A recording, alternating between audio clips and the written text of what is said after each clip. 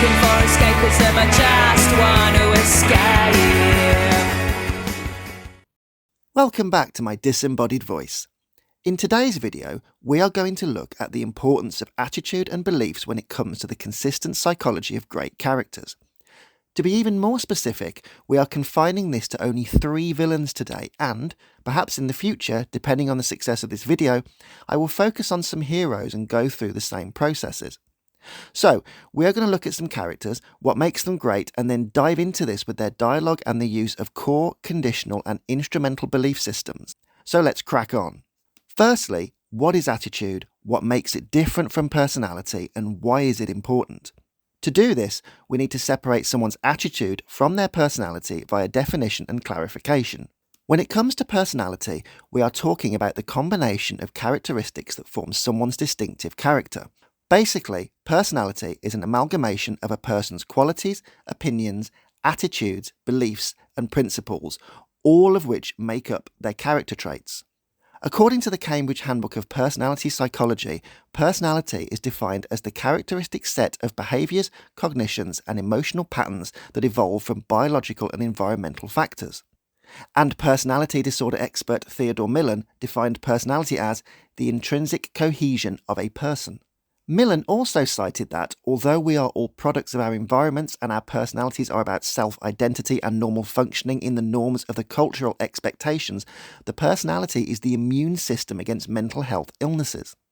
In other words, depression, stress, anxiety and other problems can be coped with better if we have solid emotions, a well-formed cognitive structure and attitudes which are strong and adaptive. Here is where we come to attitude. Millen cited attitude as a pattern of characteristics which affects the whole matrix of the persona, or, if you want to narrow that down to something more understandable, attitudes are evaluations and respondings to the social world. They are generally positive or negative views of a person, place, thing, or event. So, for example, an attitude towards the self would be called self-esteem. Negative attitudes towards a specific group would be called prejudice. Attitudes towards individuals are called interpersonal attraction. Attitudes towards your own job would be called, maybe, satisfaction. In even more simpler terms, an attitude refers to a set of emotions, beliefs, and behaviours towards a particular object, person, or thing. It's also important to remember that beliefs and values are two different yet intrinsically linked entities. Beliefs are concepts which we hold to be true. Values are ideas which we deem important. Put together, beliefs and values determine our attitude and opinions. When it comes to great villains, they need a good origin story, philosophy, motive, belief system, and thus an attitude. Right now, if I was to ask you about, Harry and Meghan Markle, you would have an opinion, but more intuitive and intrinsic, your attitude and belief is what fuels that opinion. Attitudes provoke strong emotions and come from strong emotions brought about by experiences which shape our frame of reference. Everyone has a frame of reference and, whether warped or reasonable, that frame of reference is what generates our attitudes and behaviours. For great villains, their entire view of the world and reasoning for doing either heinous acts, trying to kill a hero, unleash a killer virus, or simply watch the world burn comes from their core, conditional and instrumental beliefs. More on that later. So how do you convey an attitude in film? How do you show someone's beliefs, cognitions and prejudice in often a short scene or a quick line? We all judge characters when we meet them right off the bat, and the best ones' attitudes appeal to either our own already intrinsic beliefs or, at the very least, make cognitive sense to the viewer even if we don't share the same viewpoint. Let's start with one of my favourite opening lines from one of my favourite villains, Mystique, in the original X-Men. I'm only going to use the first 2 films here and not reference Jennifer Lawrence's version, as, although she was great in First Class, Rebecca Romijn was more evil, had more venom, and even carried her posture and body language with a more reptilian and caustic effect. Romijn is Mystique for me, and, because she was so well written in both X-Men 1 and 2, she is my main focus of today's video. Mystique is a shape-shifting mutant who can impersonate anyone, and, in this scene, she has just captured Senator Kelly, who is leading a political revolt against mutants, and she beats him unconscious after uttering this amazing line. You know, people like you are the reason I was afraid to go to school as a child. Note that she doesn't say she hates politicians, white males, or even discloses the evil plan. She just outlines her feelings and beliefs, and this line tells us everything we need to know about Mystique's attitude and perceptual view of people. She's been bullied and was always different to others, and Senator Kelly is just another example of why she has no faith or place with people like him in the world. He validates her views, irritates her temperament, and confirms what she has thought all along. It's worth noting that for Mystique, she has been recruited by Magneto, who, as a boy, spent time in the Auschwitz concentration camp. Magneto, or Eric Lenscher, to give him his real name, has seen people being barcoded, tortured, and then exterminated, and he knows that, the way things are going, mutants will be persecuted much like the Jews. Mystique has been more than likely groomed and charmed, her core and instrumental beliefs validated by her septic acidity and pessimism towards the human race, and her attitude aligns with Magneto's because Magneto's views underline her feelings and prove her beliefs right. This is furthered in the second film when, during a fireside scene, Nightcrawler asks Mystique why, when she can be anyone she wants, why does she always walk around in her blue form?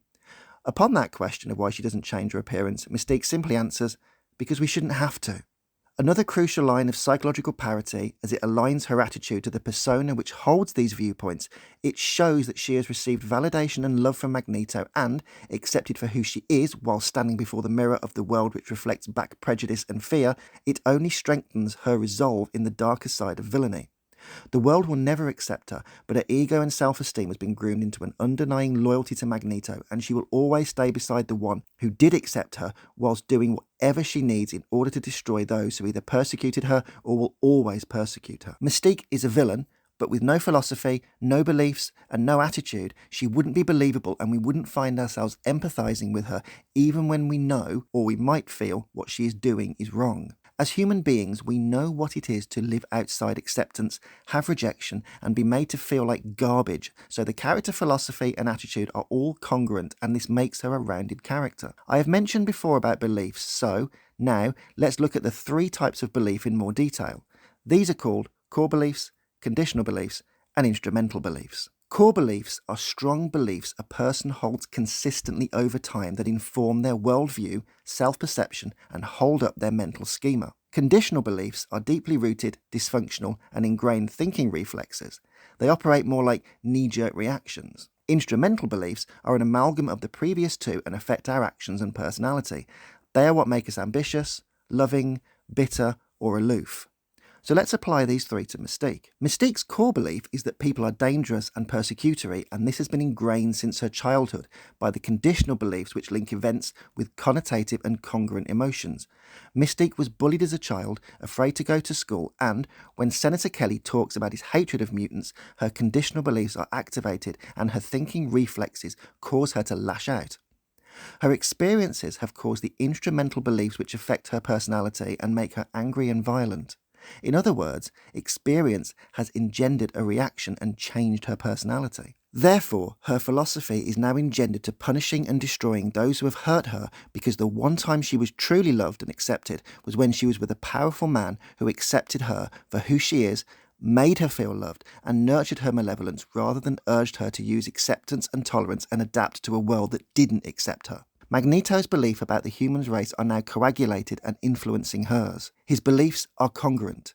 They share a core belief that humankind is against them and will eventually put them in a camp or kill them, so their conditional beliefs are strengthened by the cognitive bias which is affirmed when Senator Kelly demands mutant registration and their instrumental beliefs are acted out socially. Another character who has a set belief system is General Woundwort in Watership Down. Leader of the Efrafa Down, Woundwort was orphaned as a youngster when his father was shot by a human and his mother was killed by a weasel. Afterwards, he lived with an old professor but was taunted by the cat which lived there. Upon fighting and maiming the cat, he went on to use his power to take over Warrens and rise to the top. A fighter and a despot, he rules the Warren with totalitarian rules which, whilst keeping the rabbits safe, means does are segregated, and his regime of despotic terror is the exact polar opposite of Hazel's democracy. Woundwort solves everything with violence. There is no reasoning, no debate, no negotiation. He fought his way to the top of the pecking order and thus keeps everyone in line, as what scares him most is something that could dethrone him. It's why he panics in the final fight after scrapping to a bloody stalemate with Bigwig, but upon being told that Bigwig isn't even the main leader, Woundwort wonders who could be more dangerous than the only rabbit who has nearly beaten him. Woundwort's beliefs attitudes and philosophy, of course, are his downfall, and, when threatened by a dog at the end, he refuses to back down and goes up against an animal which is much more powerful and dangerous than he is. Woundwort might be a sociopath and a narcissist, but the reason he attacks Hazel's Down, fights Bigwig, and rules his own roost like a North Korean despot is because of how his attitude and beliefs affect his philosophy. Let's take a look. In the book, we get more detail of how Woundwort was orphaned at a young age and watched his parents die violently. There would be an assessment for PTSD in this because, although taken to a loving new home by a human, where he is asked to trust and recuperate with the species that helped orphan him, he is now left in a perpetual cycle of threat because the cat mercilessly taunts and threatens him. However, in the film, we only see a fully formed Woundwort and we don't really get this backstory. Yet Woundwort rules his roost with violence and solves every problem with violence. He has created a hierarchy where he kills, threatens, and takes on any newbies by an initiation of aggression and intimidation, and, even when confronted with the option of peace and shared resources, his answer is to cudgel and kill everyone in the Down. Woundwort's eventual demise, although his body was never found so we don't conclusively know, is because his propensity for violence and determination to fight, no matter how daunting the odds, leads him into battle with a dog far too dangerous for him to win. So his personality is antisocial in terms of risk and violence, but narcissistic in terms of his grandiosity. But what about his beliefs and attitudes? Woundwort's core belief is that violence solves everything. He is top dog, well, rabbit, and everyone in Ephrafa needs to be subjugated, brutalised, and, if they step out of line, killed. His conditional beliefs are reflexed when Hazel and Bigwig infiltrate and then escape Ephrafa, as any form of challenge is a sign of weakness, and thus he needs to show authority. His instrumental beliefs are based in violence and supremacy, and, congruent with his personality and the core beliefs which he holds, he feels he must interact with the world in an aggressive and pugnacious manner regardless of any compromise or even well-being in regard to his own life. Woundwort's regime and presumed death is all down to his core belief of violence and autocracy, his reactions to challenge, and the instrumental belief that he must always fight regardless of the options. Finally, we come to the Joker, and, whilst he is a little more difficult due to his nebulous backstory, we can still separate his antisocial personality disorder from his persona and look at how his attitude makes him tick. The Joker is a heavily scarred and antisocial sociopath. His deformity comes in the shape of scars to his face, but we never really know how he got them. However, he cares for nothing and no one, and is reckless enough to walk into the mob headquarters with a suicide bomb of grenades hooked to his coat. We learn the most about the Joker during Batman's interrogation scene, where he talks about people being all the same and how they will eat each other and how everyone's morals are a joke. The Joker is a terrorist, an anarchist, and he sees the world as something that can just burn. The Joker sees hierarchies of society only serve to oppress and hide the natural tendencies of human immorality. So, his core belief is that all people are the same and inherently bad, sick, immoral, and the world needs to live in chaos. His conditional beliefs are put into action by Batman and the mob as the mob are trying to return to a state of ascendancy, and Batman appears to be truly incorruptible and has gone to extreme lengths to bring order to the city. Batman's fantastical nature tests the Joker's mantra and leaves him needing to show that Batman is no hero, will be cast out, and must have a limit where he will break. His conditional beliefs are what force him to begin his reign of chaos and feud with Batman, and even leave him laughing in the face of his own death because, if Batman lets him fall to his death, it proves his point. The Batman can be pushed too far and fall from his morals into anarchy. Basically, the Joker will go to any limit to prove his beliefs that anarchy is the only way and everyone has their tipping point. All attitudes and beliefs have three connective components: the affective, the behavioural, and the cognitive. So, to finish off today, let's look at these components in relation to Mystique. Mystique's affective emotions are that she hates people. These feelings come from her being ostracised and bullied and her lack of acceptance. People like you are the reason I was afraid to go to school as a child. Her behavioural component is how these feelings cause her to act. Mystique is violent, reckless, and will hurt anyone who either gets in her way or interferes with the plan to take revenge against people via Magneto's mutant making machine. Basically, her strong feelings cause her to act in violent congruence and mental accordance with how she feels. Finally, this means her cognitive component is rigid and inflexible, which is always dangerous with core beliefs, and so now her attitude is, humans are all dangerous, all bullies, and they will never accept me. The cognitive is ingrained and becomes inflexible, and as the affective makes us act out, she will continue the cycle of cognition, effect, and behaviour as she follows Magneto's teachings and groomings about how she is special, humans are weaker, and mutants are now rising to the top. All three of the above-mentioned villains, as well as so many more I could cite, are incredibly well written, and their personalities, philosophies, attitude, and beliefs all amalgamate with their mission and make them memorable.